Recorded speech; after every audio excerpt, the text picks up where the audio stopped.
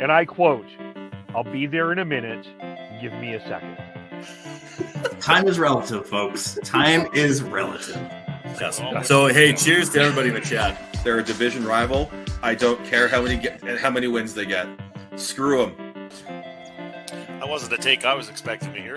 I want to gush over watching live Chris Tanev. I think that we completely underestimate the skill it takes to play defense. One highlight or several highlights does not a Calder trophy make. I'm stepping in here. I'm going to be the crotchety old man here. They need to learn patience. They need to understand the tension and everything and the drama. How dare! Look at this! How is McDavid not getting a penalty? You guys need to calm down with this, okay? You guys need to calm down with it. Well, hello and welcome to the Shifts and Pucks Newspack for Tuesday, November the 29th. Of course, you can follow us on Twitter at Shifts and Pucks, Facebook.com Shifts and Pucks, YouTube.com Shifts and Pucks, Twitch.com Shifts and Pucks. Subscribe wherever you get your audio, as well as on the Area 51 Sports Network. As a busy night of hockey, a very interesting night of hockey coming up here, both in Calgary and Vancouver and around the NHL. We'll get into that. And lots of news regarding the Canucks. Lots of interesting things going on in Calgary as well. So both teams are in action. We'll start with the Flames because it is the night. I think it's going to be an interesting night to see how both of these teams react. It is the Florida Panthers taking on the Calgary Flames. It is the Matthew Tkachuk return to Calgary. The Flames won in a shootout on their recent road trip in Florida. That was Jonathan Huberdeau's and Mackenzie Weegar's return to Florida. This is Matthew Tkachuk's return to Calgary, and going to be interesting to see how the Flames fans react. I think that there will mostly be cheers tonight. I would suspect. I think that Matthew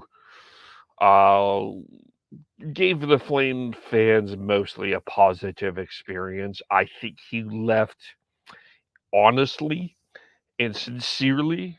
And I think that there will be a lot of cheers for him.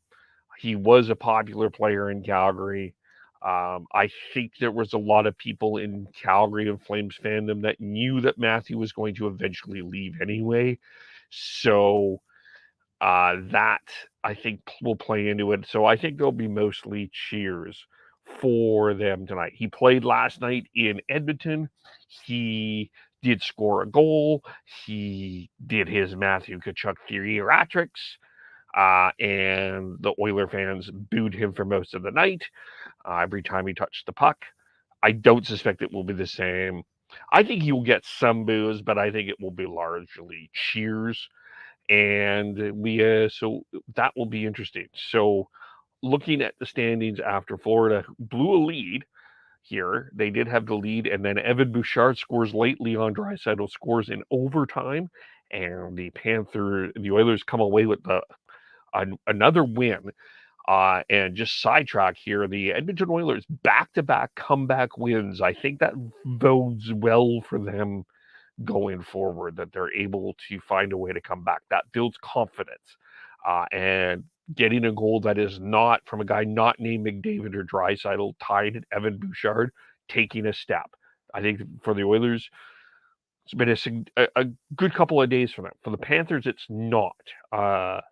Certainly not. And right now, they are sitting at a record of 10-8-4, 2 overtime losses in a row, 1 point behind Pittsburgh for that second wild card spot after the Rangers blew a lead also last night to the New Jersey Devils.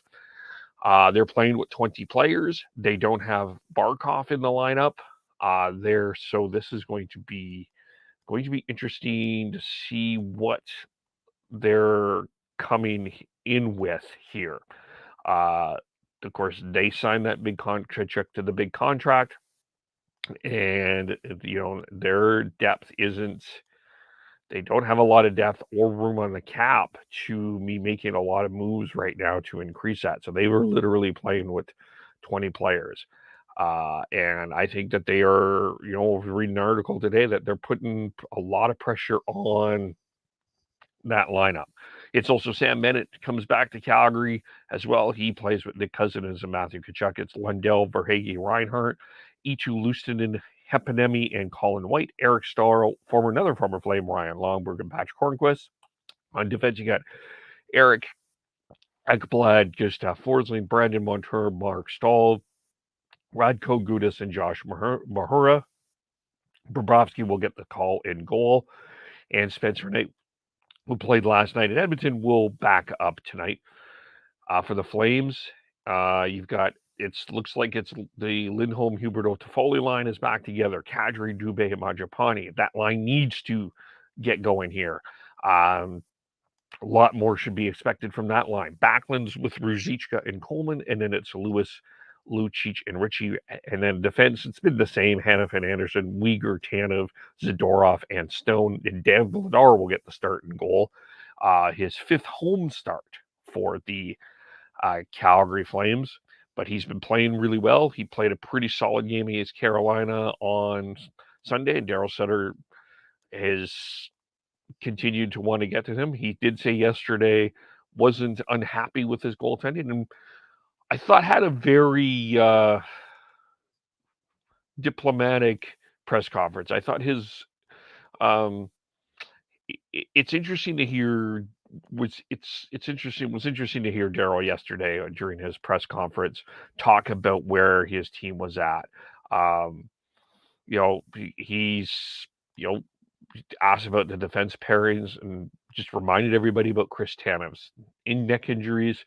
I think he's taking a very longer term approach with this team this year. He realizes that they're not scoring as much. They don't have the offensive capabilities. I think he knew that coming into the year that they weren't going to have those offensive capabilities that they had last year with no Matthew and no Goudreau.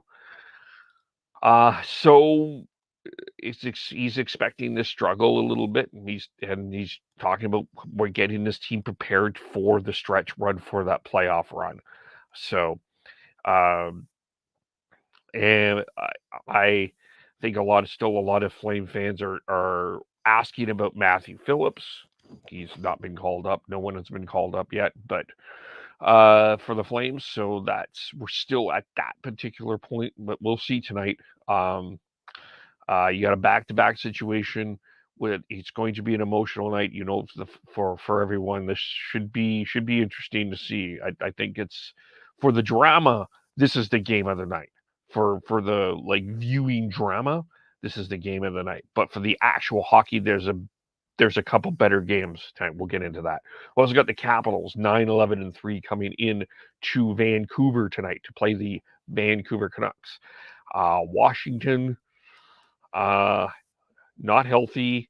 Washington struggling mightily right now, and you wonder where Washington's kind of at this point. I think that the health is the question here with this team. I think that's the big question. Kind of see where they're at. You've got Ovechkin, who's 1 goal away from tying Gretzky's road goal total here. They're 4 points out of a playoff spot at this particular point, 2 points behind Montreal here, but they're starting their road trip. They've only won 2 road games of their 11, 2-7-2. So be interesting to see what they're bringing here. We'll get into the Canucks here in a second. So for the Canucks, or for the Capitals, pardon me, their lineup, they have a depleted lineup as well, and again, not necessarily because of cap situation, which is it's injuries really what they're dealing with at this particular point. But you got Dylan Strome, Alex Ovechkin, Connor Sheary, Evgeny Kuznetsov, Sonny Milano, who of course had that PTO with the Flames, TJ Oshie, Lars Yeller, Marcus Johansson, Anthony Mantha, Nick Dowd, Alexei Protot, Garnet Hathaway, Eric Gustafson, John Carlson, Nick Jensen, Martin Ferriari, Trevor Van Riemsdyk, and Matt Irwin and Darcy Kemper getting the start and goal for the Canucks. Some concern about Ilya Mikheyev. He did not skate this morning, but it was an optional skate, so he is in the lineup. Jack Stunica also did skate, by the way. He will be an extra. Tonight, the lines: Horvat, Hoglander, and Miller, Pettersson, Mikheyev, Kuzmenko, Dries, Garland, and Busser. I just on a side note, I really think that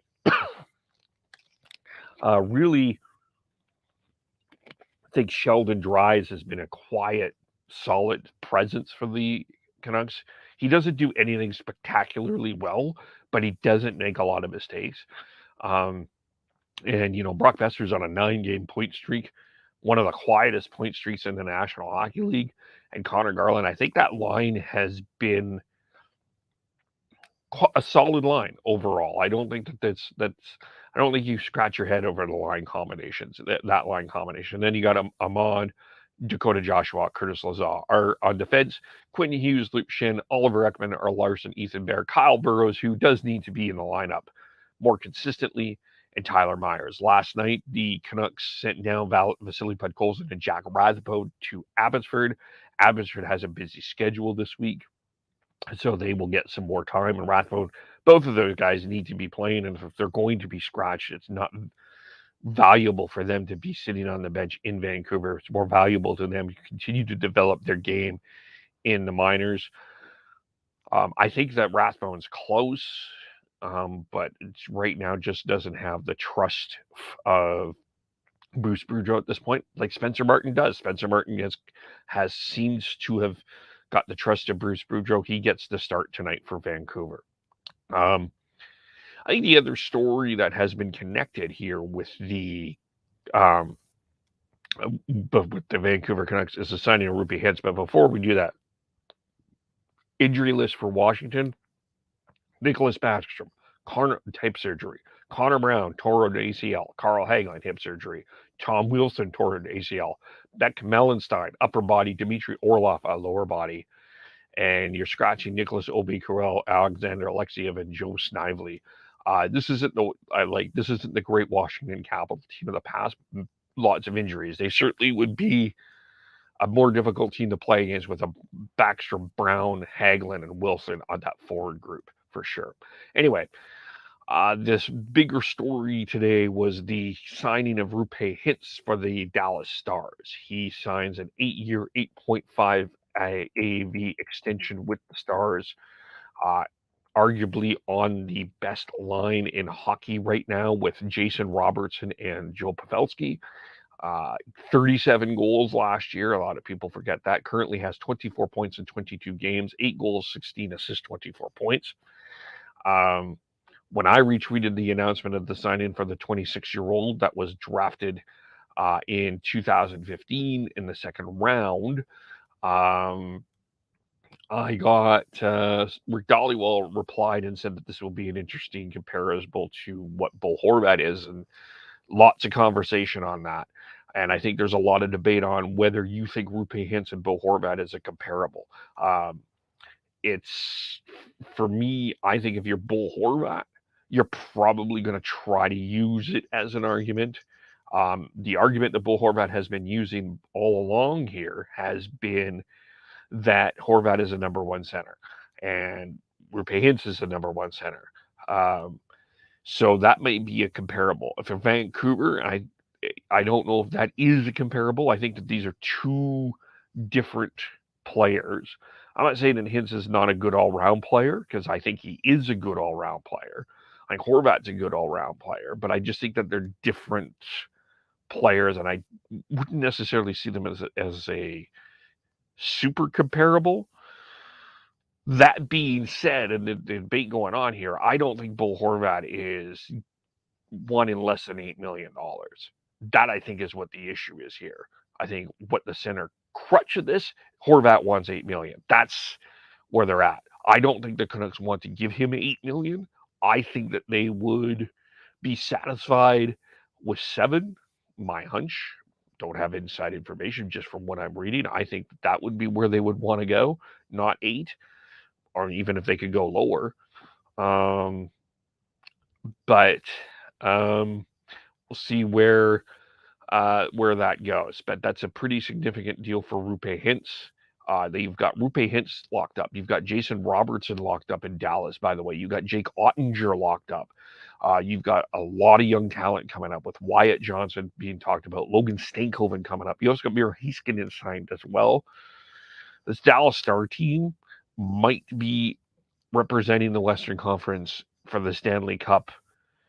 I think there's a chance they could do it this year, and I think that there's a chance that they could do it in a couple of years. I think that this is a team that is definitely on the rise right now. So that is where they are at there with that. But Roope Hintz signed that contract for, been a pretty solid draft. Like, there's a lot of players playing right now in the National Hockey League. In terms of second round players, of that year, Sebastian Aho has played the most games of 467, and then you've got Brandon Carlo of Boston, who's played 420. Hintz has played 261 games, 88 goals, 106 assists, 194 points. That is good for actually second in the second round of that draft. And that's the Connor McDavid draft, by the way. That's also the Matthew Barzal draft. That's the Brock Besser draft. That's actually pretty, if you look back on that, that's a pretty solid draft overall, that 2015 draft there. Anyway, that's the news. That's what's going on. So we've got the Flames taking on Florida. It's an emotional week, too, for Calgary. You got Sean Monahan coming back on Thursday when the Montreal Canadiens go to Calgary, and then you've got Vancouver taking on Washington tonight. But there are a lot of other games tonight in the National Hockey League, so let's go through them here. Some interesting matchups. As I teased you there, the drama game is Florida-Calgary. That will not be the game of the night, but we'll go through the lineup here and go through this here as we have a busy night of hockey in the National Hockey League and getting ready here. It looks like we've got 3, 6, 9 games tonight in the National Hockey League, and a couple of some intriguing ones for sure. Let's start in Pittsburgh. This will be a good one. Carolina and Pittsburgh. Carolina 11-6-5. Pittsburgh 11-8-3. We've got Carolina who is currently sitting in. Here, just 1 second. Sorry about that. Sitting in third in the Metropolitan Division with 27 points. Pittsburgh, as mentioned, in that second wild card spot. That will be an interesting game. It looks like it'll be Antti Ranta against Tristan Jarry tonight. The San Jose Sharks face the Sean Monahan and the Montreal Canadiens. The Sharks come in 7-13-4. They are in the Connor Bedard Bowl right now. Sitting in, 7th, 18 points there, but stumbling along. And Montreal probably doing better than a lot of people have expected. Have won 2 in a row. Here they're sitting at 23 points, just 2 points out of a playoff spot. We've got Kaapo Kähkönen starting, and we've got Jake Allen starting for Montreal. Tampa Bay and Boston, that should be another interesting game. Boston still has not lost at home, 12-0. Tampa Bay sitting at 27 points. Here they've won 2 in a row. That should be a good matchup. Should be a fun one to watch there as Vasilevsky takes on the returning Linus Ullmark from injury. New York Islanders taking on the Philadelphia Flyers. The Flyers, John Tortorella said earlier when the Flyers were playing well, were winning, that this was not sustainable. They've lost. They are stumbling along here. They've lost 5 in a row. They're sitting at 19 points. They're kind of in the Connor Bedard Bowl. The Islanders are sitting in second place. The Flyers have a ton of injuries. Sorokin, who is in the Vezina conversation, taking on Carter Hart. This is the game of the night, in my opinion. The Colorado Avalanche taking on the Winnipeg Jets in Winnipeg. The Avalanche are sitting in third place. This would be the 25 points. Winnipeg is sitting at 27 points in a very competitive Central Division with a legitimate argument that Dallas, Winnipeg, and Colorado could represent the Western Conference in the Stanley Cup final. I think those three teams are that good. So that'll be a really good game. Georgiev gets the start for Colorado, and it looks like Connor Hellebuck, who's getting Vezina Trophy consideration in for the Winnipeg Jets. By the way, another quiet acquisition that Winnipeg made, and they made a few. Morgan Barron in that Andrew Kopp trade has turned out to be a solid pickup for Winnipeg as well. He's playing tonight on that line with Pierre-Luc Dubois and Kyle Connor. So that, I think, that's the game of the night, in my opinion. The Ducks take it on the Predators. John Gibson the start in Anaheim against UC Saros. The Ducks are Predators 9-9-2, and the Ducks 6-15-1. Predators at 20 points, a couple points out of the playoff spot. Anaheim is in the basement of the Western Conference. And the other matchup that I think is going to be intriguing tonight is I think people have just finally woken up that the Seattle Kraken are sitting in second place in the Pacific Division, 4 points behind the Vegas Golden Knights, taking on the LA Kings. Rolling right along, thank you very much, with Martin Jones, who's probably in a comeback of the year conversation here, I think. And you've got against Jonathan Quick. So an interesting lineup tonight for the NHL hockey for sure. So we'll look forward to that. We'll talk about that tomorrow.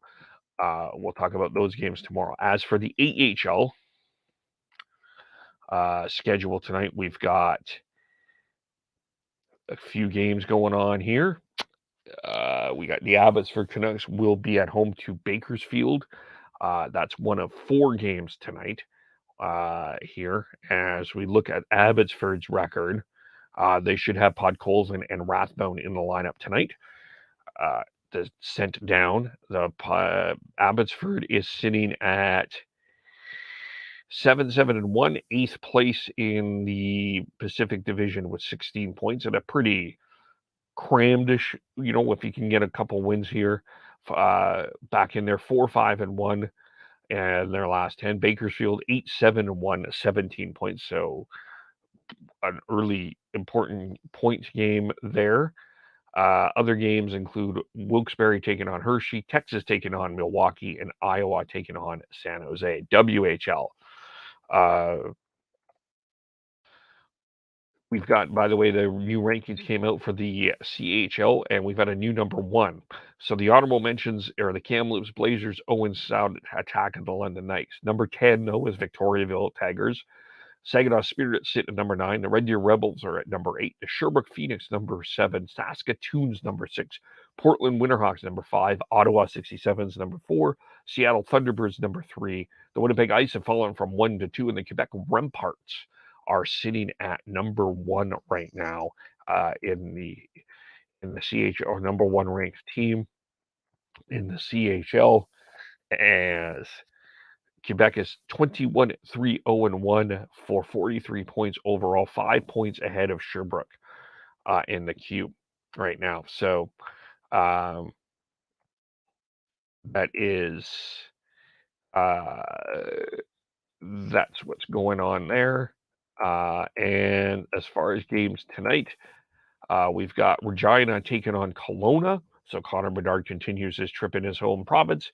And we also got Victoria hosting the Lethbridge Hurricanes tonight. Or, sorry, the Moose Jaw Warriors, pardon me. Those are the games tonight. So couple games in the WHL tonight.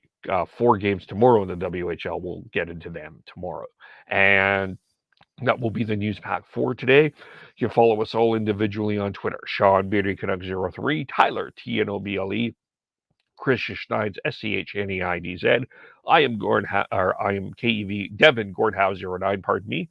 I am KEVOLE Shifts and Pucks, Facebook, YouTube, Twitter, Twitch. Subscribe wherever you get your audio, as well as on the Area 51 Sports Network. Also give Fireside Chat a follow, as well as they do their Flames podcast. Post that every Monday. So check that out as well. And we thank you for watching. We thank you for listening. We will talk to you all very soon. Bye for now.